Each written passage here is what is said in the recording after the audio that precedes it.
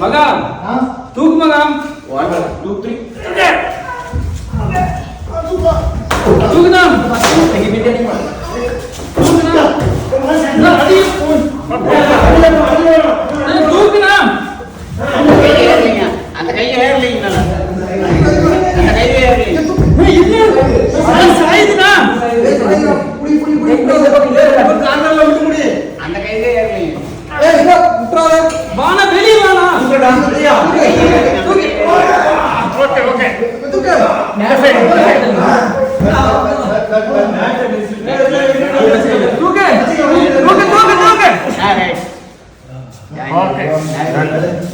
இந்த டேங்கோட சைஸ் பார்த்தீங்கன்னா லென்த் வந்து 8 ஃபீட்டு, வித் வந்து 2 ஃபீட்டு, ஹைட் வந்து 3.5 ஃபீட்டு.